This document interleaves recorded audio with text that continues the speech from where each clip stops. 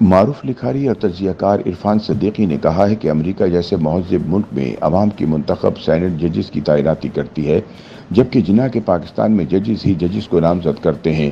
نتیجہ یہ ہے کہ آج ہماری عدلیہ مکمل طور پر سیاسی ہو چکی ہے۔ یہاں چند مخصوص جج پہلے اپنی آمریت قائم کرتے ہیں اور پھر کروڑوں عوام کے منتخب کردہ وزیر اعظم کا جھٹکا کر کے اسے گھر واپس بھیج دیتے ہیں۔ ایسے میں عدالتی آمریت کے خاتمے کے لیے 26ویں آئینی ترمیم لازمی ہے۔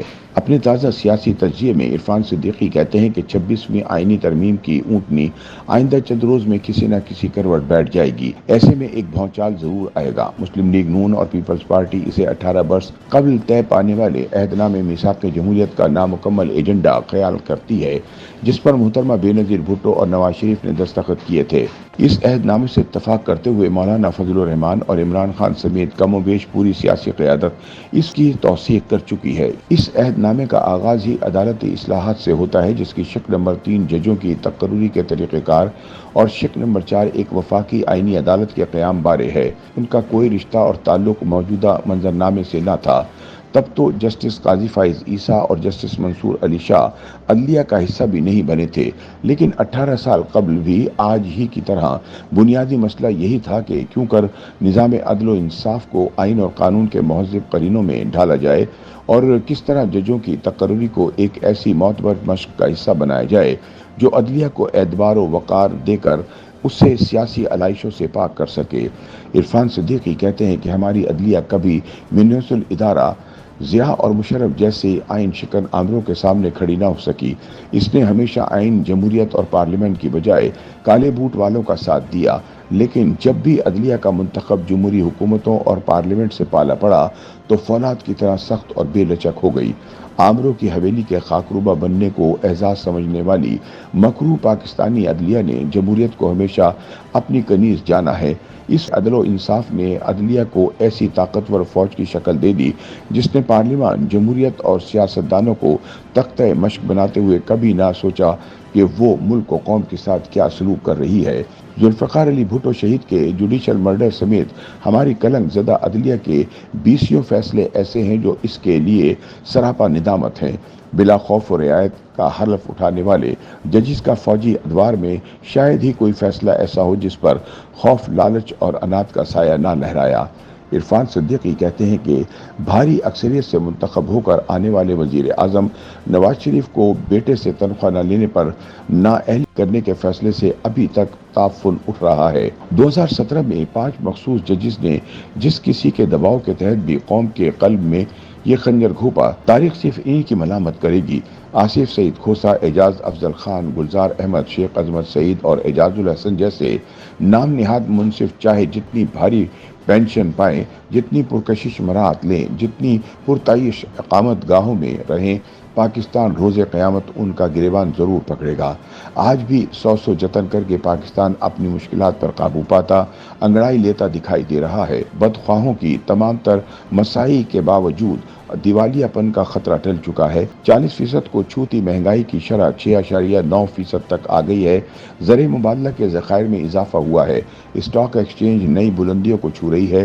شرح سود بتدریج کم ہو رہی ہے۔ روپیہ مستحکم ہوا ہے۔ برآمدات بڑھ رہی ہیں۔ عرفان صدیقی کہتے ہیں کہ 2017 کے برعکس مسلح افواج تعمیر وطن کے ایجنڈے میں حکومت کا ہاتھ بٹا رہی ہے۔ ایسے میں نظام کو تلپٹ کرنے کے خطرات ایک بار پھر اسی کارگاہ عدل سے پھوٹ رہے ہیں جو کبھی ضرورت، کبھی سہولت، کبھی آئینی توازن اور کبھی مکمل انصاف کے نام پر اہل پاکستان کی منزل کھوٹی کرتی چلی آ رہی ہے۔ سابق چیف جسٹس عمر عطا بندیال کے ہاتھوں آئین کے آرٹیکل 63A کی تشریح بھی ایک سیاسی ایجنڈے کی کوکھ سے پھوٹی تھی جس نے آنے والے ماہ و سال کو انتشار کی بھٹی میں جھونک دیا۔ 12 جولائی 2024 کا جسٹس منصور علی شاہ اور دیگر مخصوص ججز کا فیصلہ بھی ایسا ہی شاہکار ہے جس نے مخصوص اہداف کے حصول کے لیے آئین اور قانون کے پرخچے اڑاتے ہوئے ہمہ جہتی انتشار کو بے لگام کر دیا۔ کیا مارشل لاؤں سے نجات حاصل کرنے کے بعد ہم ایک ایسی آمریت کے شکنجے میں کس دیے گئے ہیں جو روایتی آمروں کی بندوق کی بجائے وہی کام ترازو سامنے سجا کر کرتی ہے۔ عرفان صدیقی کہتے ہیں کہ ایسے میں مجوزہ 26ویں آئینی ترمیم ایک ایسی آئینی عدالت تجویز کرتی ہے جو دنیا کے 80 کے لگ بھگ ممالک میں کام کر رہی ہے۔ یہ ترمیم ججوں کی تعیناتی کے طریقہ کار کو 18ویں ترمیم کی طرف واپس لانا چاہتی ہے، جسے جسٹس افتخار محمد چودھری نے عدلیہ کی آزادی کے نام پر کٹہرے میں لا کھڑا کیا تھا اور پارلیمنٹ کی کنپٹی پر بندوق رکھ کر 19ویں ترمیم کرائی تھی۔ 8 رکنی پارلیمانی کمیٹی مفلوج ہی نہیں مدفون ہو چکی ہے۔ 2022 میں کمیٹی کے 8 ارکان نے مکمل اتفاق رائے سے پشاور ہائی کورٹ میں 3 ججوں کی تعیناتی مسترد کر دی۔ عدلیہ نے پارلیمانی کمیٹی کے اس متفقہ فیصلے کو مسترد کر دیا۔ تینوں جج صاحبان نے حلف اٹھایا۔ کیا یہ صورتحال جاری رہنی چاہیے؟ عرفان صدیقی سوال کرتے ہیں کہ کیا عوام کی منتخب پارلیمنٹ کو مفلوج کرتے ہوئے اپنی آمریت قائم کرنے والے ججز خود ہی ججز کو نامزد اور تعینات کرتے رہیں؟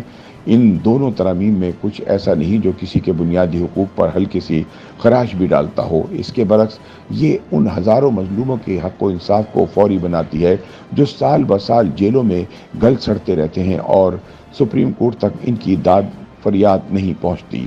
امریکہ میں جج کی نامزدگی صدر کرتا ہے۔ سینٹ مہینوں نامزد جج کو سامنے بٹھا کر بے رحمانہ قید کرتی ہے۔ وہ جج کی نامزدگی مسترد کرنے کا کلی اختیار رکھتی ہے، کسی بھی جج کا مواخذہ کر سکتی ہے، سزا دے سکتی ہے۔ پاکستان ابھی اس منزل سے کوسوں دور ہے، لیکن کیا ججوں کی تعیناتی کے معاملے سے پارلیمنٹ انتظامیہ اور صدر کو مکمل طور پر بے دخل کر کے اسے کسی گھریلو خانگی مسئلے کی طرح خود ججوں پر چھوڑ دیا جائے؟ کیا کرۂ ارض کے کسی اور ملک میں بھی ایسا ہوتا ہے؟